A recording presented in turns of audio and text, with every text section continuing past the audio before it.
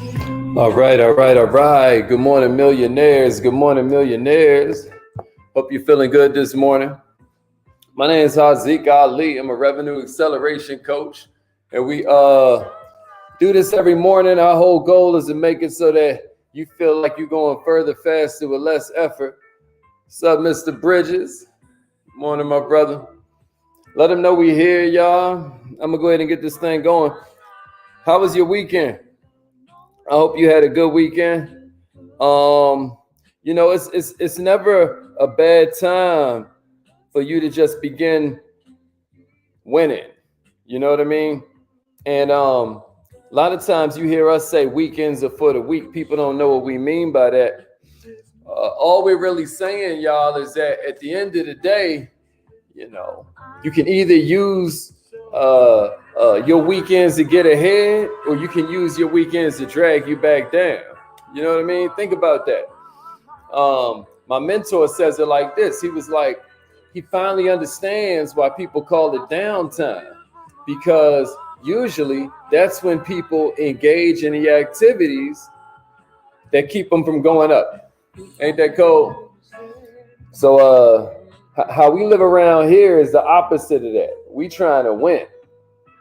We feel like when everybody else is slipping, that's when to catch them, baby. You know what I'm saying? Like we feel like at the end of the day, when all them start slowing down, we gonna catch them. I mean, and at the end of the day, I feel like that's a healthy way to look at life.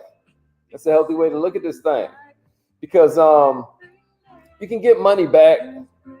You can get money back. Money's gonna come back.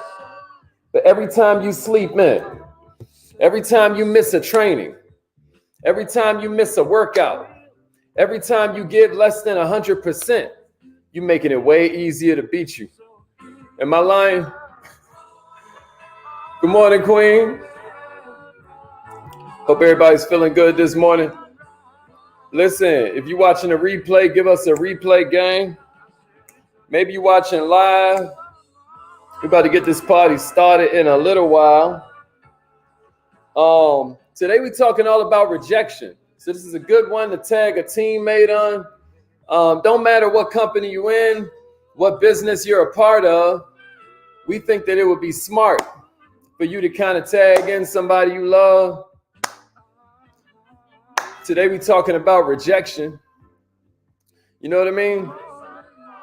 You know, somebody's out there dreaming of the perfect kitchen, dreaming of the perfect home.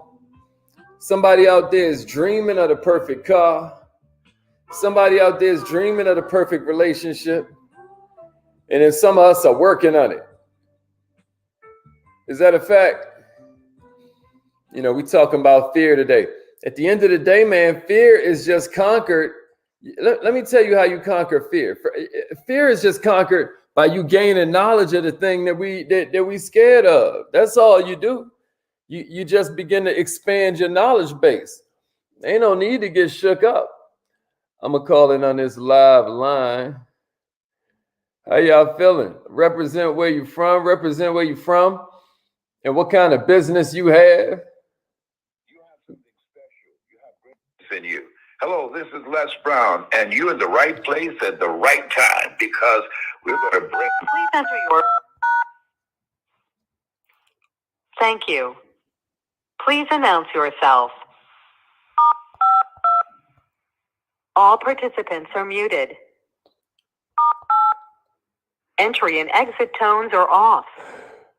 Good morning, millionaires. Good morning, millionaires. I hope everybody's feeling incredible this morning. My name is Haziq Ali. I'm a revenue acceleration coach and somebody who's dedicated to helping you go further, faster, with less effort. That's our simple premise. We figure, man, this whole world is really the psychological part. You know, the mechanic's going to come in, but the psychology, the philosophy is going to get you 80% of the way. Now, we ain't saying the other 20% ain't important, because we all realize that we don't want to go 80% across the river when we swimming, right? But the whole idea here is that if we could just get a little bit more of a competitive advantage, we welcome that, right? We down for that. We down for a competitive advantage. My man, Coach Okay, then, Coach Bailey. DJ Jamad is in the house. Good morning. Good morning. So how we feeling out there, man? Y'all ready to talk about this feared subject? One of the most feared subjects that you come across in entrepreneurship. One of the most feared subjects you come across in becoming great at whatever it is you're looking to become great at. I don't care if it's something as simple as relationship. Millionaires, let's talk about rejection. Because if we were to face it, if we were to keep it 100 with each other, then we would all be honest and say that most salespeople that we know are living in a constant state of fear regarding rejection. Most entrepreneurs we know are living in a constant state of fear around rejection. Most employees, man, they scared to even ask their boss for a raise. If that thing wasn't worked into their natural kind of like how they're dealing with it, like they get performance reviews, man, they would never bring it up. Why? Because we're scared of rejection. And the reason that I'm mentioning it to you this morning is because whether they admit it or not, y'all, the majority of salespeople are constantly worried that they're going to inadvertently do something to turn that prospect off or make that prospect angry. Can I get a witness? And so what happens is, because of that, a bunch of us are just paralyzed. We're like, what can I do to avoid that? And then we end up going through paralysis of analysis. Is that right? I got good news for you this morning. Ain't nothing to be scared of, y'all. There's very, very little to be afraid of. Your prospects can't actually hurt you. Your fear is all in your head.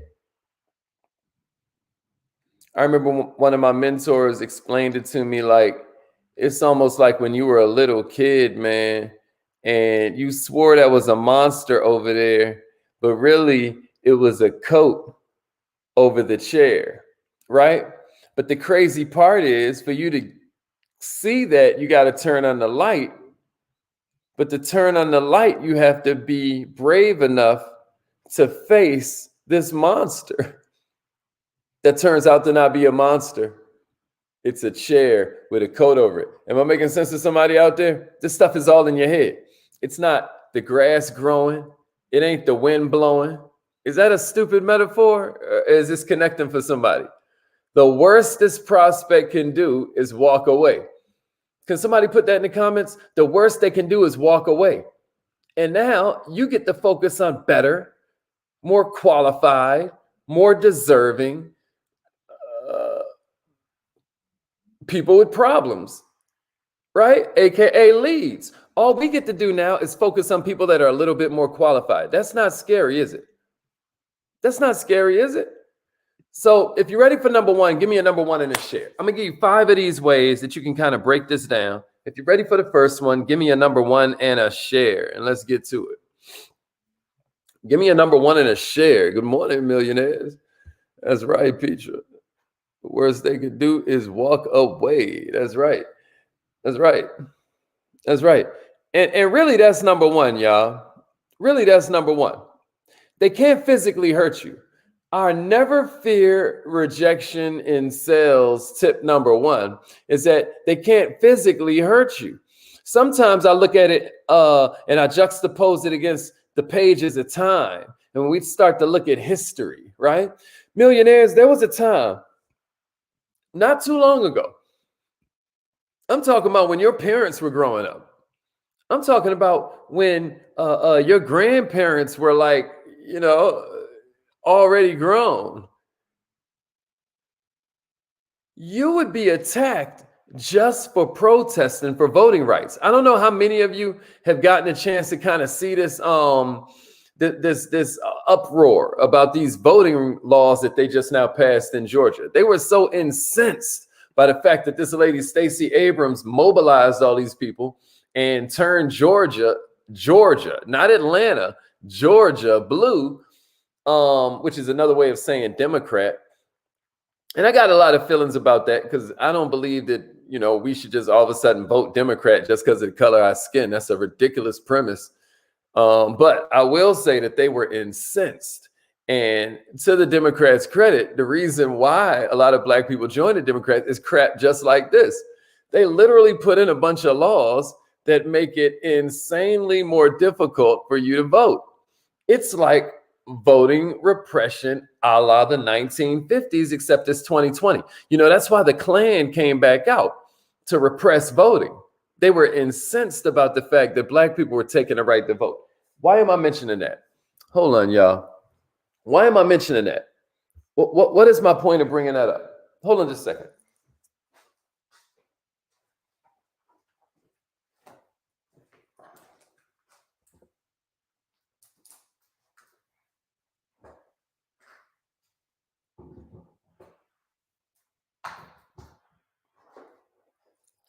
My point is, right, they going through it. They having to deal with all kinds of crap from fire hydrants, you know, that could peel the skin off your body. They having to deal with crosses burnt on their front yard. They having to deal with people throwing Molotov cocktails through the window. They got to deal with picking up the phone. Ain't no caller ID, and now they're getting death threats and what have you. Think about what it felt like to be in those times, in those days and times. And today we're scared of a no. That's ridiculous. And it's disrespectful. They can't hit you. They can't hurt you physically. They can't attack you. Most of the time, they just a voice on the phone. Most of the time, they just some words in an email. Most of the time, they just a face on a video Zoom, something like that, right? And even if you're face to face with them, they're not going to hurt you because they don't like what you have to say. So why do we have this big old fear? What is the problem? Why are we scared of making them angry? Why are we scared to make them upset?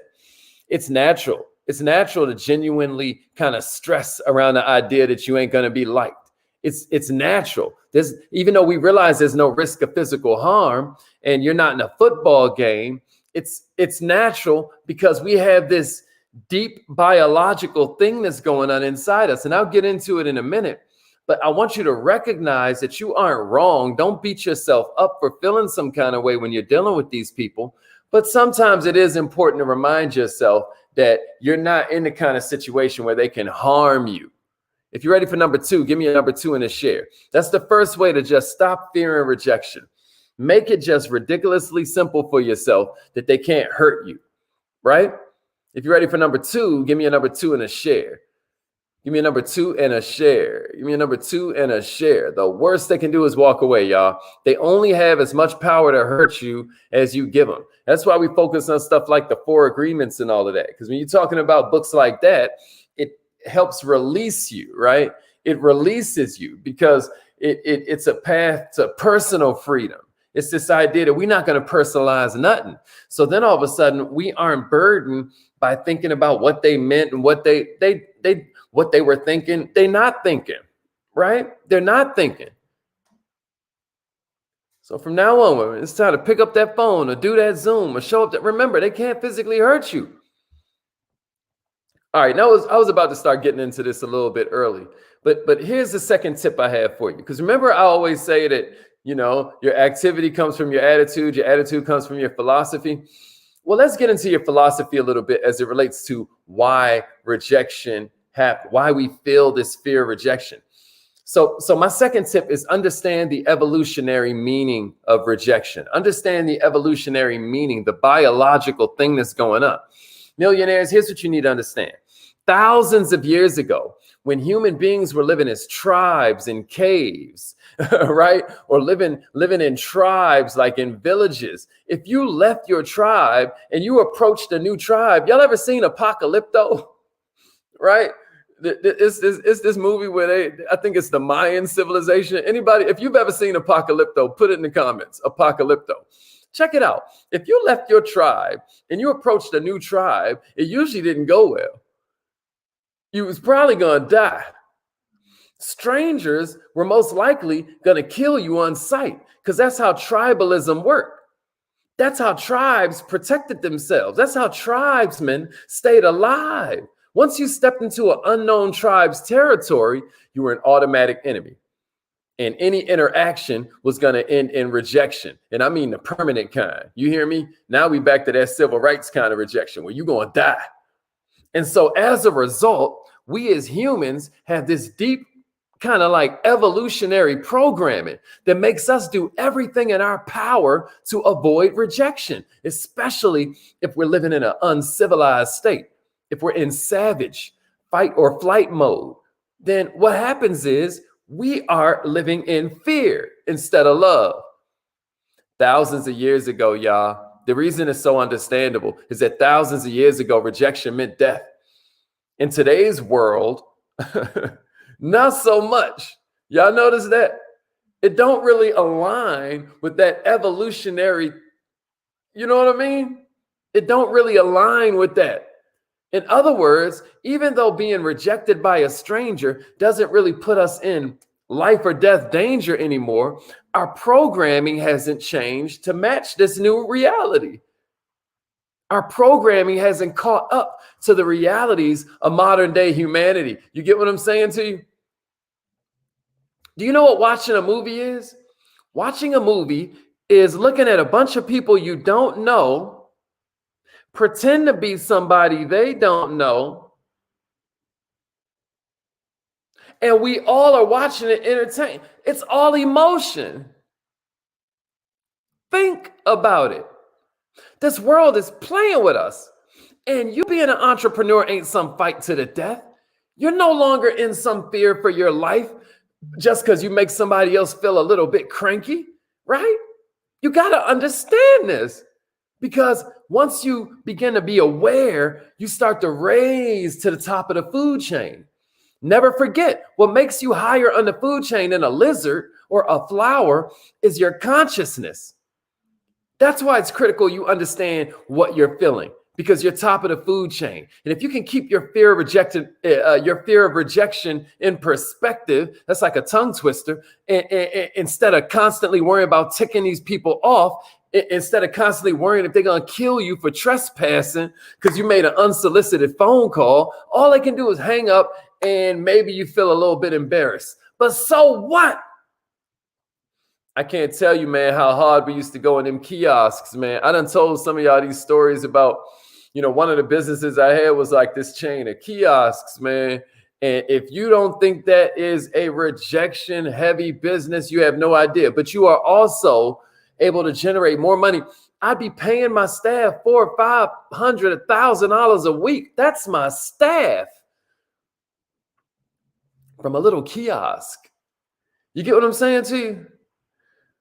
If you're ready for number 3, give me a number 3 and a share. Oh, people rejecting you all day. But what it teaches you is that law of large numbers is supreme mathematics. The law of large numbers is supreme mathematics. Let me get into that in a minute. Give me a number 3. Give me a number 3. Millionaires, if you talk to enough people, I'm trying to tell you, if there's a group of 100, y'all, then 10 gonna say no. It don't matter if you're giving out $100 bills on the corner. If you're doing it, out of 100 people, 10 gonna be like, man, get out of here. That's a setup. That's probably fake money. Somebody gonna George Floyd me. You know what I mean? No, right? Then another 10 is like, man, say less, my G. And they're gonna take, right? And then 80 of them you're gonna have to convince. But that's the law of large numbers. 10 gonna be with it. 10 ain't gonna be with it.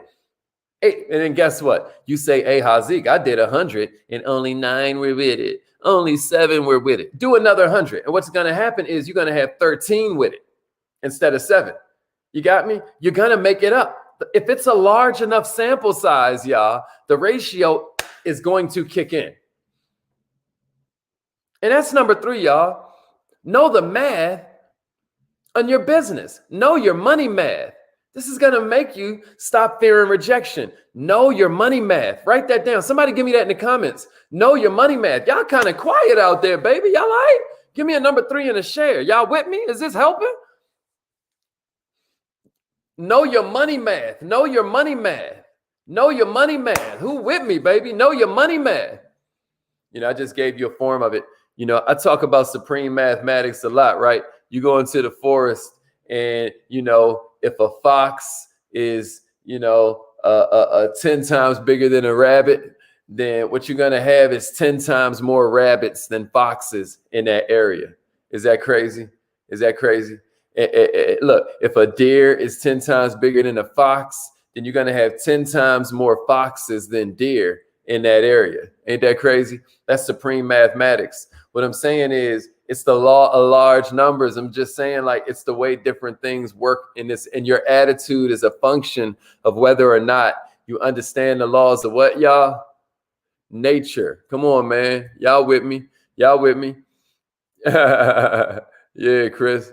You know what I'm saying? So the third thing I have for you to effectively kind of overcome this fear of rejection, right, is for you to focus on your nose, focus on your math, focus on your math, focus on your money math. If you're going to effectively overcome this thing, it's very crucial that you understand and manage your expectations.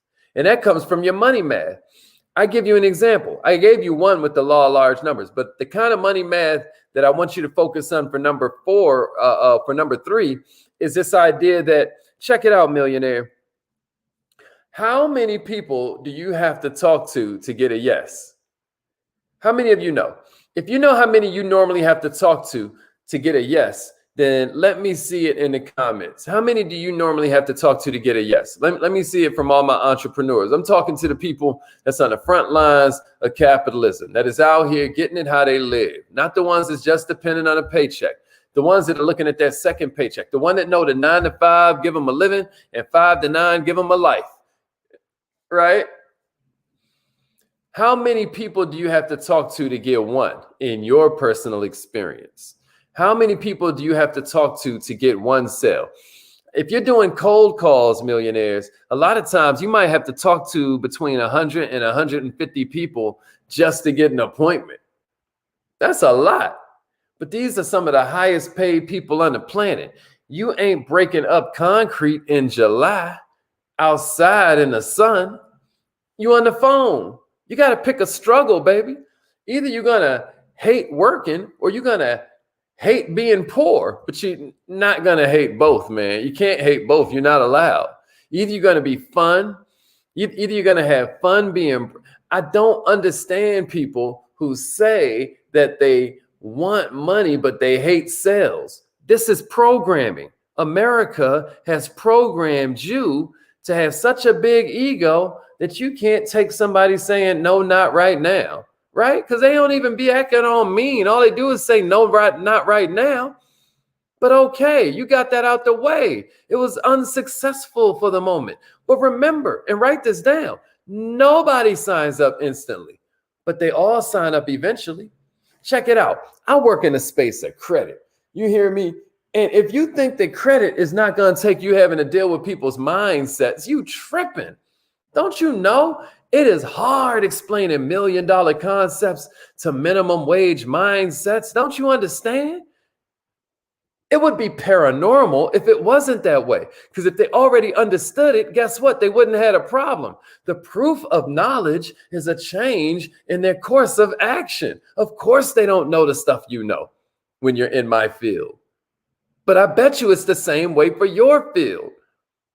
My man Jeff is like, insurance whole thing is based on the law of large numbers. So what I'm saying is, it can be unpleasant to get so much rejection. I get it, but it can be a lot easier when you manage your expectations. And knowing your math is what's going to keep you going. Knowing your math is what's going to allow you to map out your success. Because if I know I need to talk to 10 people to get one sale, if I need 10 sales, I just got to talk to 100 people.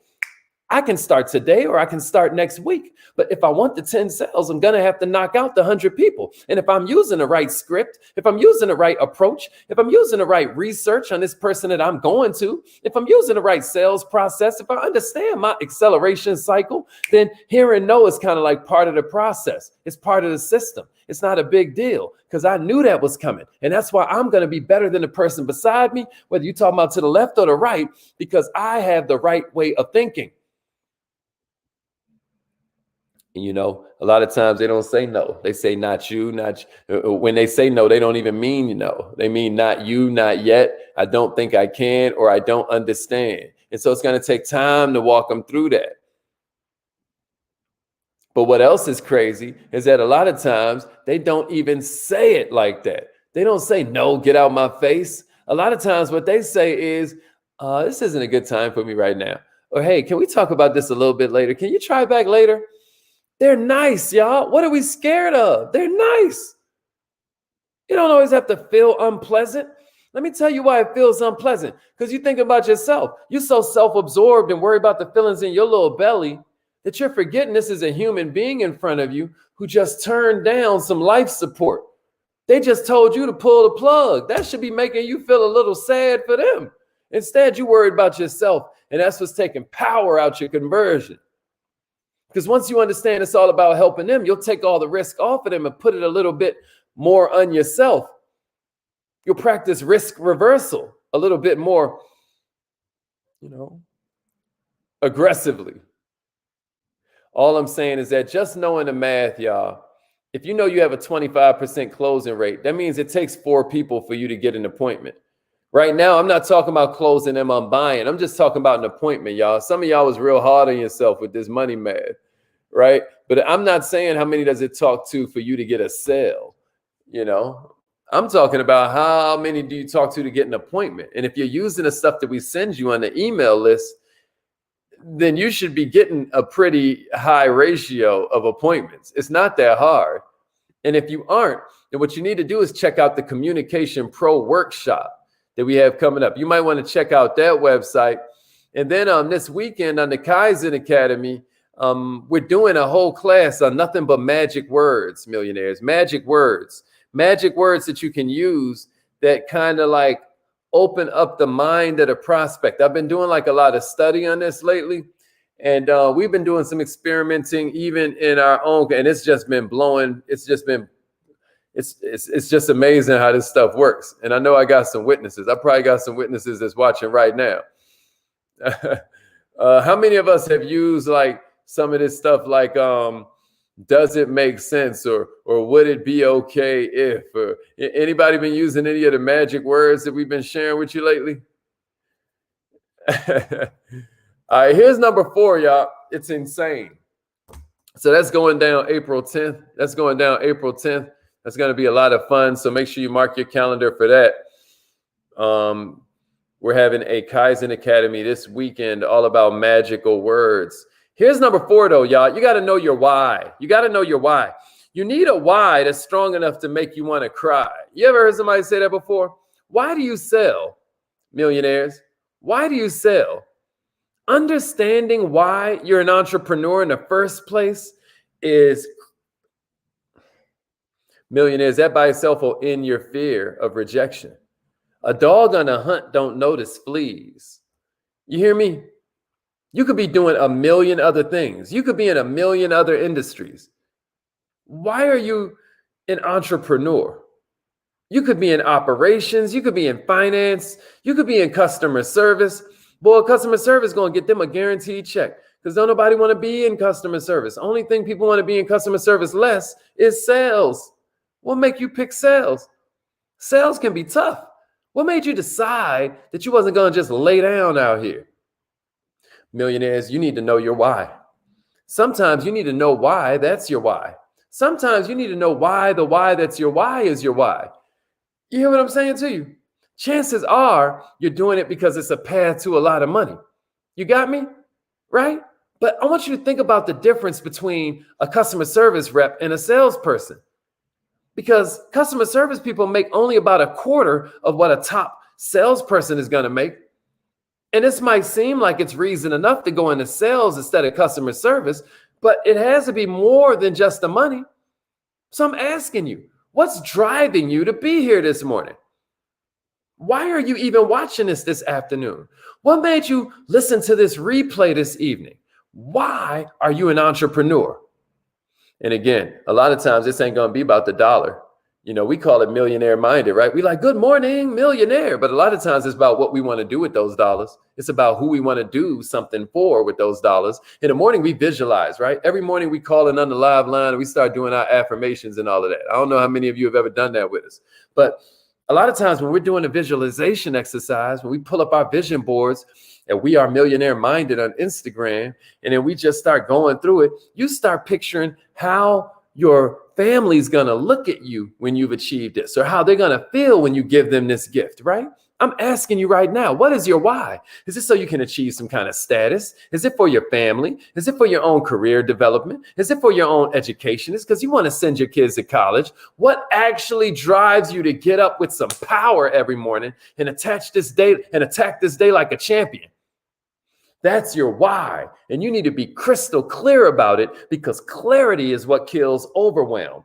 Clarity is what gives you your power. You need to be clear. Knowing your why is imperative, because this is a frustrating world. Being an entrepreneur is crazy. There are days when crap just ain't going to go the way we want it to go. Even when you're on a peak and you're looking at the next peak, any mountain climber will tell you that's what's between this peak and that peak is a valley. For us to be able to go through it, y'all, we're going to need to know why. We're going to need not just willpower. We're going to need why power. You hear me? And that leads me to the last one. We out of here. We about to go do our affirmations now. Feel free to call in if you with us, if you want to play along, you know. But the last one I got for you is that if you want to never fear rejection again, here's a big one. Listen, start to celebrate your big rejections. I don't mean the little rejections. You're not allowed to celebrate these little mincy petty joints where you're talking to some loser that you only spoke to because you thought you had them under your thumb or something. You know what I mean? Y'all know what I'm saying. I ain't trying to peek in your dirty laundry. I'm just keeping it, you know. All right. So what I'm saying is celebrate big rejections.